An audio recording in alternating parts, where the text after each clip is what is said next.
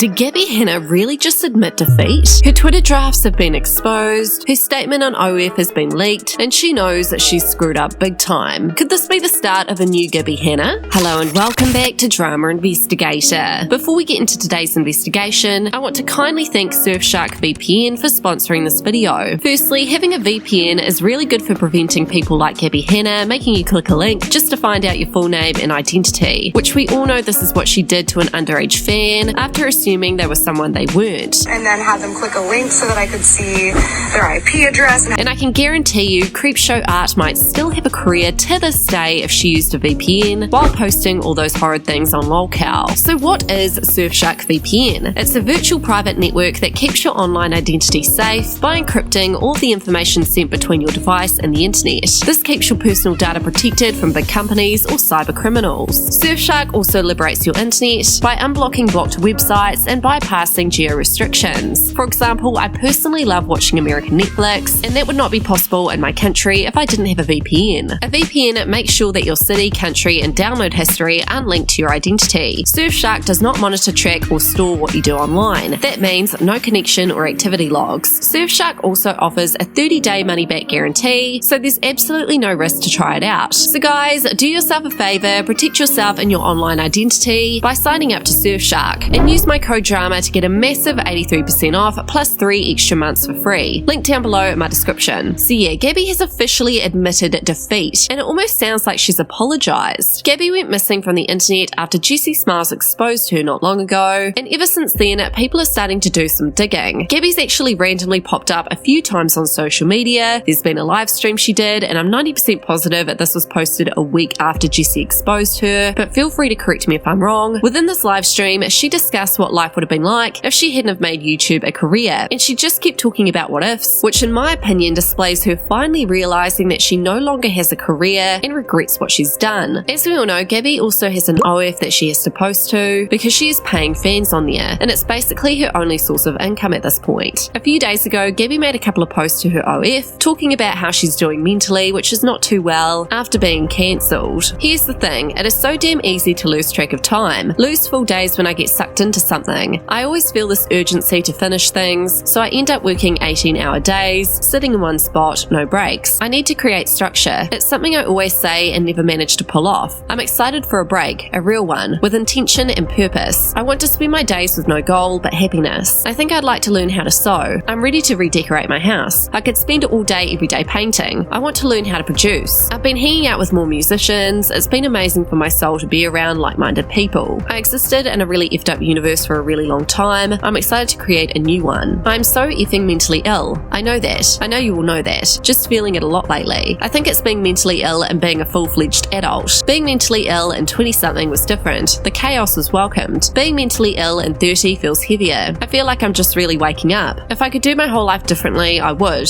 That's not a great feeling. The upside is I have a lot of life left and set up myself in a way that I can just start over. There's a big change coming. I'm not sure what it is yet. That's scary too. Freddy isn't eating again. The only thing he wants is tuna, but it makes him sick. But I don't think he realizes that. I've been giving them boiled chicken the last couple weeks, and it was great, but now he's over it and pouting. I bought a bunch of cans and he won't eat anything. So now he's hungry and moody, which is sad, because I need to cuddle him and I don't know how to help him. And he keeps hitting radio. I can't play this game with him for the next 18 to 20 years, so I hope I can figure it out soon. And finally, we have to discuss Gabbie's Twitter drafts, which recently got leaked by a T channel. It literally sounds as if she's admitting she's in the wrong and wants a second chance on YouTube. YouTube was always my safe place that I went to when I felt alone or scared in real life. Now YouTube makes me feel alone and scared, but my real life is my safe place. Life is strange. Can I keep it real for a sec? It actually made me really sad to see other creators make fun of me because before I was a YouTuber, I was a fan. So a lot of people who made fun of me were people I watched for years. Like PewDiePie made fun of me. That sucked, lol. Be patient with my impatience. If a woman says she's emotional, what are the odds someone says, "Are you pregnant?" The thing about cancel culture is in some ways it really does work. You have to grow as a person. You won't survive otherwise. But the sad part is, when you actually learn and grow from it, no one cares. I realized today that I've gotten used to being embarrassed. Like my life is literally a stream of public humiliation. It just is what it is now, lol. I realized today that I just accepted embarrassment as a part of my existence. I've come to the conclusion the internet just doesn't understand me at all. Like I had my sub count because I wanted to send the message followers don't matter, but people think it's because I'm I'm embarrassed of my sub count. Everything is always the literal opposite of what I'm doing. Lol. Please don't take this as saying I feel I'm Taylor Swift, but sometimes I feel like I'm Taylor Swift. People are always so shocked when the bag talks back. People get mad at me when I join in on my own memes because I ruin the joke. Like, I'm sorry making fun of me isn't as fun for you anymore. LMAO. Like what? People get mad at me for talking about the memes or doing content with them. Like, everyone's allowed to laugh at me, but they get mad if I laugh too? That's actually straight up boo behavior, and you know it. Why do boys get so excited over bidets? If you guys buy this album, I promise to leave the internet forever. Deal? Just remember the time I called exterminators for one spider. Go bestie. Does anyone use predictive text for anything other than predictive text memes? Slews of unjust hate has become a rite of passage for women in the music industry. At Susan Wojcicki at YouTube, it takes 30 seconds watch time for a view to count. You should consider enabling likes, comments, dislikes on videos only after 31 seconds to stop mass dislike campaigns. How does overthinking feel to you? For me, it feels like ivy plants starting at different points in your brain, all rapidly growing until the leaves are pushing against your skull and poking out of your ears and nose. Remember when everyone hated Anne Hathaway for no reason? That was annoying. LMAO, me. Constantly torn between starting my day by doing my makeup to raise my self-confidence and feel more productive and not wanting to have acne anymore. I can't believe people are good at handling stress. What does that even mean? Got everyone who's ever emailed me asking for feet pics. Onward and downward. How weird that I grew up without the internet. What doesn't you makes you really uncomfortable in social settings. For kids who don't understand Britney's significance, I want to remind you. I remember when I was on Vine, people would be like, you're so effing ugly, and then also, you only have followers because you're hot. Like, pick one. But also, so do people around them. A lot of people allow themselves to be mentally abused / taken advantage of because they empathize with them, but empathy needs to draw a hard line at self-respect. I'm saying this as someone who has. The best thing about pets is given the option, they always choose to be near you. Whenever I experience or remember an interesting story, I write it down so I can include it in a book later. Some are so scary or painful. I intentionally don't so that I can try and forget them. I had to be humiliated to learn humility. Reminiscing about the time I saw a 25-year-old YouTuber making out with an underage girl at Playlist Live, and I pulled him aside and was like, yo dude, she's and he was like, OMG, for real? I had no idea. Wow, thanks for telling me. And then her anyway. People who say film instead of movie. I'd rather be a has-been than a never was. If you guys get my album to the Billboard Top 10, I'll delete my social media. TikTok proves that Gen Z just wants celebrities who don't talk. It's so hard to cut toxic people out of your life when they don't stop talking about you on the internet. Guys, there's some toxic AF people in my timeline I want to unfollow, but I don't want to cause drama. Retweet this if you want me to follow you back after I unfollow everyone. Guys, I'm a much better person now. Did cancel culture work? I'm always the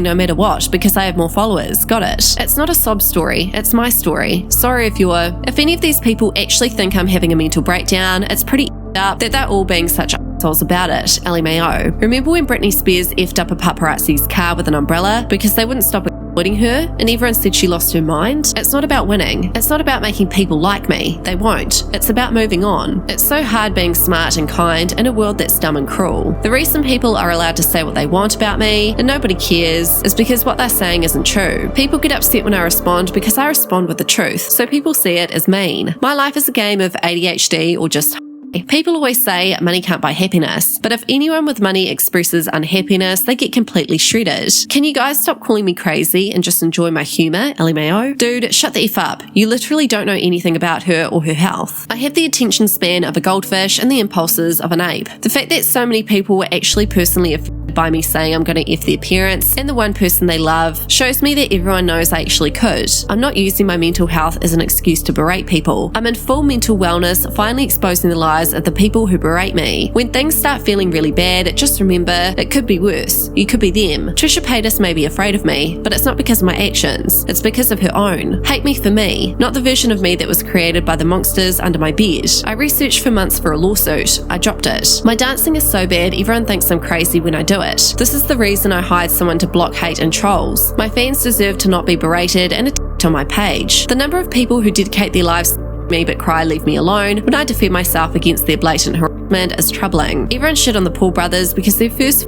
weren't against boxers. Meanwhile, Rice Gum wants his first to be against a girl who's a foot shorter than him, LMAO. So, what are your thoughts on Gabbie at this point after reading all those Twitter drafts? Let me know in the comments.